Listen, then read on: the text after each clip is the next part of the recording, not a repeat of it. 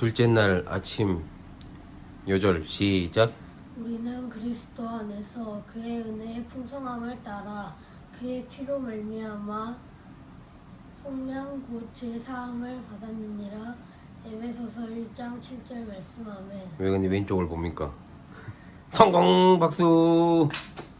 예, 구원의 서정 9가지 과정을 말해보겠습니다. 시작. 소명, 중생, 회개, 신앙, 칭의, 양자, 성화, 견인, 영화. 성공 박수.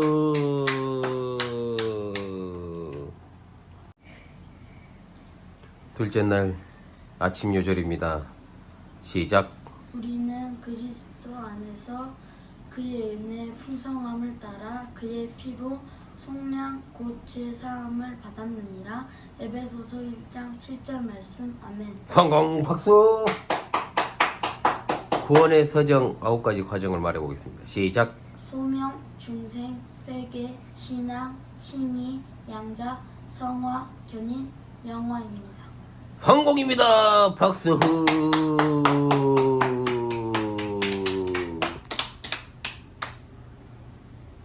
기도드립니다. 아멘. 뭐 마다 먹는다는 말이 뭔 말이에요? 받아 먹는다는 말을 마다 먹는다를 너무 배가 고파가지고 헛소리가 나온 것 같아요. 그래도 하나님은 다 아실 줄로 압니다. 하세요. 네. 잘 먹겠습니다. 너냐 마다 먹으세요.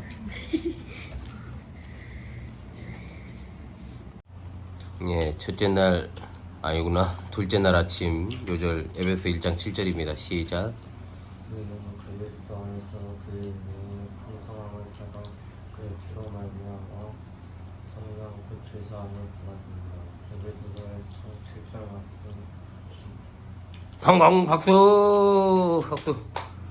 구원의 서정 9가지 과정을 말해보십시오. 소명, 중생, 회개, 신앙, 칭의, 양자, 성화, 견인, 영화. 감사합니다. 성공 박수. 식사 맛있게 하십시오. 오늘도 할렐루야. 아멘. 이 시간을 위해서 우리 휘성이가 기도 좀 할까요? 성교씨. 하나님 아버지, 오늘도 저희에게 이런 시간을 주시고 이런 교시 시간을 주셔서 감사합니다. 항상 하나님의 은혜만을 바라보며 말씀의 식탁을 얻어먹는 저희가 되게 해주시고 하나님은 믿어가는 저희가 되게 해주시옵소서. 예수님의 이름으로 기도드립니다. 아멘. 열심히 얻어먹어. 말씀의 식탁에서 얻어먹는 거 맞아요. 하나님의 은혜로 얻어먹고 삽니다.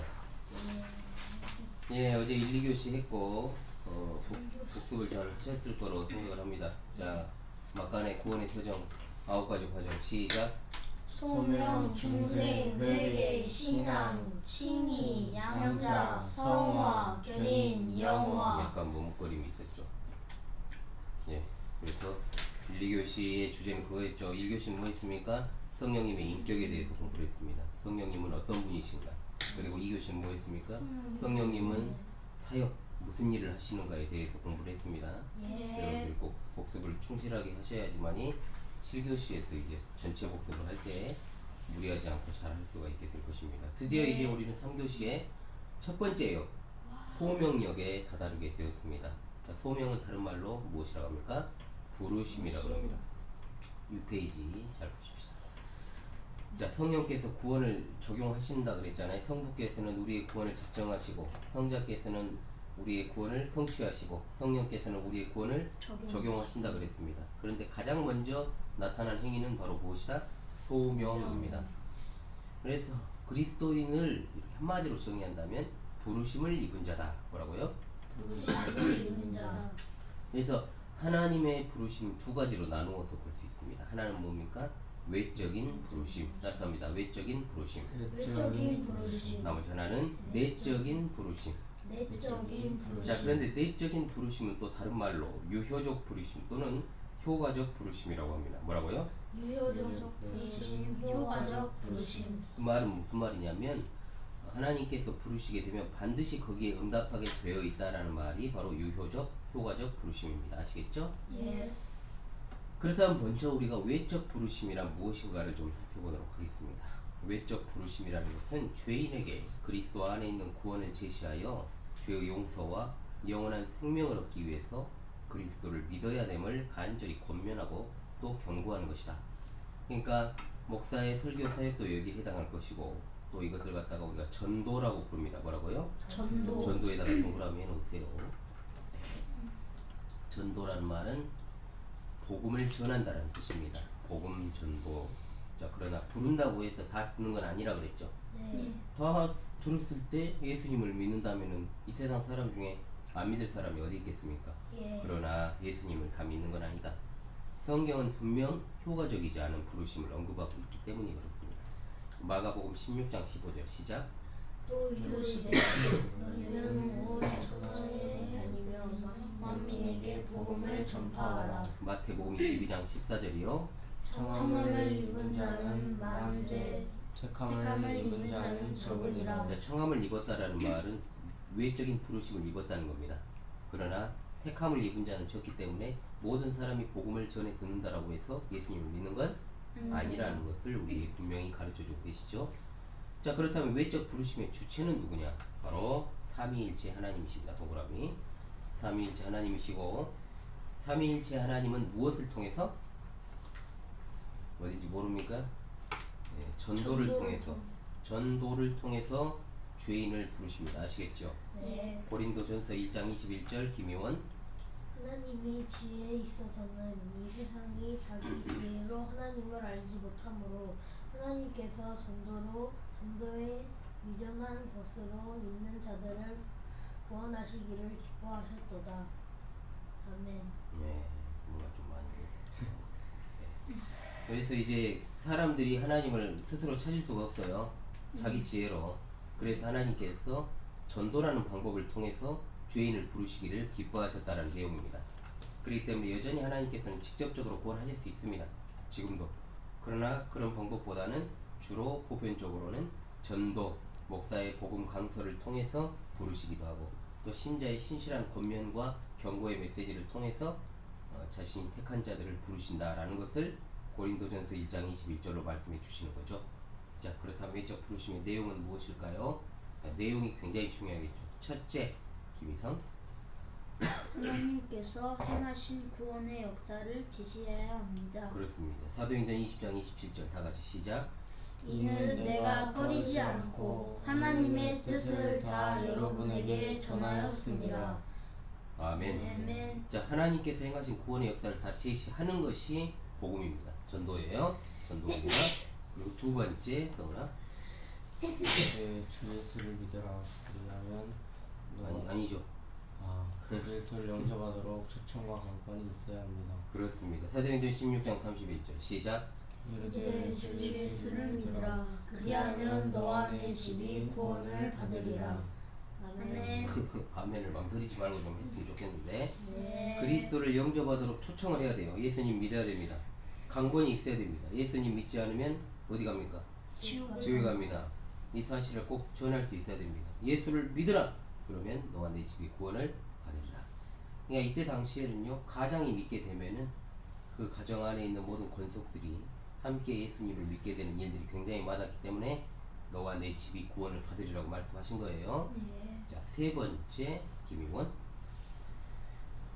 용서와 구원의 약속이 주어져야 합니다. 한 번에 말하겠습니다. 네, 용서와 구원의 약속이 주어져야 됩니다. 요한복음 3장 16절 여러분 잘 아시는 시작. 하나님이 세상을 이처럼 사랑하사 독생자를 주셨으니 이는 그를 믿는 자마다 멸망하지 않고 영생을 얻게 하려 하심이라. 아멘. 네, 마음에 듭니다. 자, 그래서 하나님께서 세상을 사랑하시고 독생자를 주셔서 그를 믿는 자마다 멸망하지 않고 무엇을? 영생을 얻게 하려 하심이라 그랬습니다.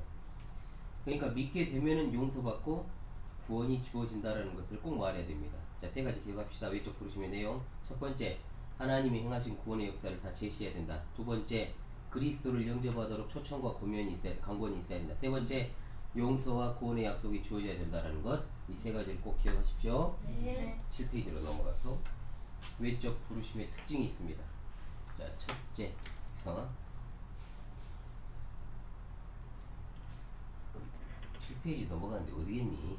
자 이거 외적 부르심은 보편적이며 우주적인 부르심입니다. 부르심입니까? 네.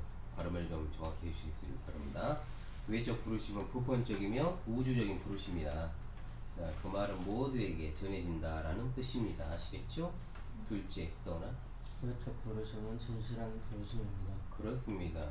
예를 들어서 가식적이거나 위선적이거나 또는 대충 부르는 게 아니에요. 진실하게 부르는 것입니다. 그리고 세 번째, 변화.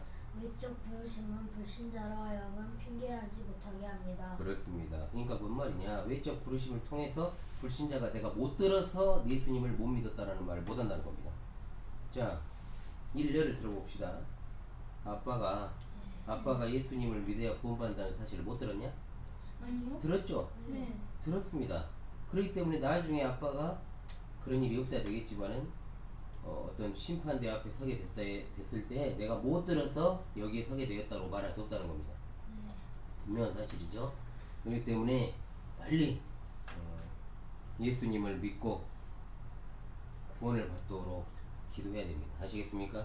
네, 그래서 이 세 가지 특징을 꼭 기억하실 수 있기를 바랍니다. 자, 그렇다면 이제 내적 부르심을 한번 보도록 하죠. 외적 부르심이 어떤 것인지 알았습니다. 자, 그렇다면 내적 부르심이란 뭐냐? 하나님의 진정한 부르심입니다. 효과적인 부르심입니다. 유효적 부르심입니다.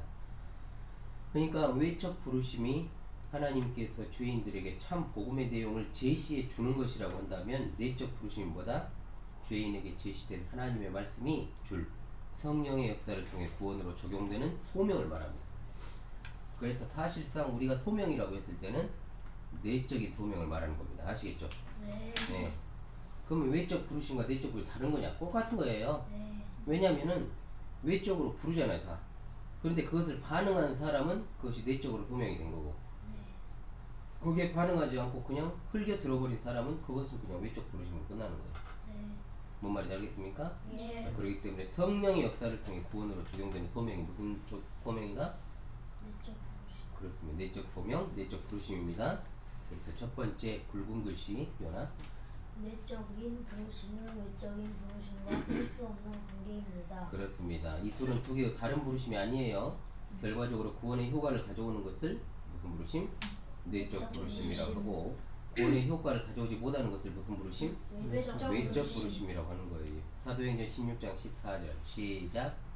도하리다 시에 있는 자세국감 장사로서 하나님을 섬기는 루디아라는 한 여자가 말을 듣고 있을 때 주께서 그 마음을 열어 바울의 말을 따르게 하신지라. 아멘. 그렇군요. 아멘 아멘. 뭔 말이냐면 루디아라 하는 여자가 바울 사도의 말씀을 들었어요. 예수님 믿으라는 초청과 강권이 있었겠죠. 그런데 루디아라는 그 여자 옆에는 다른 사람들이 많이 있었단 말이에요. 그런데 그 중에서 누구만? 루디아만 들었어요. 어떻게? 주께서 그 마음을 열어서, 성령께서 그 마음을 열어서 바울이 전하는 복음을 듣고 루디아가 믿게 되었다는 거예요. 아시겠죠? 예. 그러니까 우리 힘으로 믿는 게 아니라는 거죠. 자, 두 번째 굵은 글씨 서원아. 내적 부르심은 성령의 역사로 이루어지는 사역입니다. 그렇습니다. 성령의 역사입니다. 성령의 역사에다 동그라미. 복음이 제시되기만 하는 것은 외적 부르심이지만 복음이 제시될 때 성령의 역사가 함께하게 되면은 효과적인 내적 부르심이 되어서 예수님을 따르는 자가 되는 것입니다. 그러므로 성령께서는 외적인 부르심, 곧 복음을 들은 이들의 마음에 찾아가셔서 복음의 주인공 되시는 누구? 예수. 예수 그리스도. 응? 예수 그리스도께서 누구신지를 알려주시고자 자신의 스스로, 그러니까 이 성령님은 단독으로 사역하신다고? 아니죠. 예수님에 관해서 말씀하신다고 그랬잖아요. 예수님이 누구신지를 알려주시고자 자의로 말하지 아니하고 복음이 제시한 모든 진리 가운데로 인도하시고 하나님께서 약속하신 장래 일을 우리에게 알려주시게 되는 겁니다. 자, 세 번째 굵은 글씨 세상아. 내적 부르심은 구원에 이르게 하는 효과적인 부르심입니다. 그렇습니다. 내적 부르심은 구원에 이르게 하는 효과적 부르심입니다. 반드시 구원에 이릅니다. 그래서 하나님께서 미리 정하신 자들을 불러서 구원에 이르게 하는 효과적 부르심이 무슨 부르심? 내적 부르심입니다. 그러므로 내적 부르심은 어떤 부르심? 강력한 부르심이고, 넘어갑니다. 거부할 수 없고 결국에는 어디에? 영화의 그렇습니다. 구원의 서정 9가지 과정 중에 가장 마지막이 뭐죠? 영화. 영화입니다. 영화에 이르러서 천국에서 영생을 누리게 되는 것입니다. 아멘. 자, 내적 부르심의 이 소중함을 알겠죠? 그 사실을 기억하시면서 이 긴 문제 1, 2, 3번과 4번과 4, 5, 6, 7은 다 OX 문제죠? 네. 풀어보도록 하겠습니다. 네. 열심히 풀어보십시오. 잠시 후에 하겠습니다. 네, 3교시 익힌 문제 보도록 하겠습니다. 네. 표현이부터 볼까요? 네. 성령께서 구원을 적용하실 때 가장 먼저 나타나는 것은 무엇입니까? 소명입니다. 네, 부르심이라고 그러죠. 부르심 또는 소명. 이상아, 부르심에는 어떤 부르심이 있습니까? 외적 부르심, 내적 부르심이 있습니다. 네, 그렇습니다. 잘하셨습니다. 3번, 성은아, 외적 부르심의 주체는 누구십니까? 삼위일체 하나님이십니다. 그렇습니다. 예. 자, 4번 OX 문제가 아니군요. 하나님께서 외적 부르심의 방편으로 사용하는 것은 무엇입니까? 전도입니다. 그렇습니다. 전도를 사용하십니다. 5번 OX 문제입니다. 1번 이성아, 하나님께서 행하신 구원 역사를 제시해야 된다. 예, 5입니다. 그렇습니다. 2번 성아, 하나님께서 죄인을 사랑하심으로 죄인 중에 일부를 구원하시기로 작정하시고 예수님께서 그 계획을 실행에 옮기셨으며 성령께서 말씀을 통하여 죄인을 부르고 계신다는 사실을 확실히 제시해야 한다. 5입니다. 예, 그렇습니다. 또 하나 외적 부르심은 마귀를 영접하도록 초청하신 것이다. 예, 이거 OS면 이제 나가야 돼. 예. 4번 성아, 외적 부르심은 보편적이며 우주적인 부르심이다. 맞습니다. 맞습니다. 더구나 외적 부르심만으로는 구원의 효과를 가져올 수 없으므로 이 부르심은 무성의하게 제시되어야 된다. X. X입니다. 안 되죠. 그렇게 하면 진실하게. 6번 요나, 외적 부르심은 불신자들에게 핑계거리를 만들어준다. X입니다. 7번 이성아, 네. 외적 부르심은 불신자로 하여금 핑계치 못하게 한다. 아닙니다. 다시 한번 물어보겠습니다. 외적 부르심은 불신자로 하여금 핑계치 못하게 한다. 5입니다. 핑계하지 못하게 한다 그랬잖아요. 내가 못 들어서 예수님 못 믿었단 말 못한다 그랬잖아요. 오라 했어? 네. 선생님 말 안 해. 오라 했죠? 응. 5입니다. 네. 그 다음 또나, 내적 부르심을 다른 말로 하면 무엇입니까? 하나님의 인정한 부르심, 효과적인 부르심, 이유적인 부르심. 아, 잘했습니다. 하나님의 진정한 부르심, 효과적인 부르심, 묘효한 부르심. 적었습니까 그게? 저리. 둘 다 안 적었니? 지금 적으세요. 하나님의 진정한 부르심. 하나님의 진정한 부르심. 연필 좀 멀리 잡아. 여기 깎은 선 있지? 그 위로 잡아요. 하나님의 진정한 부르심.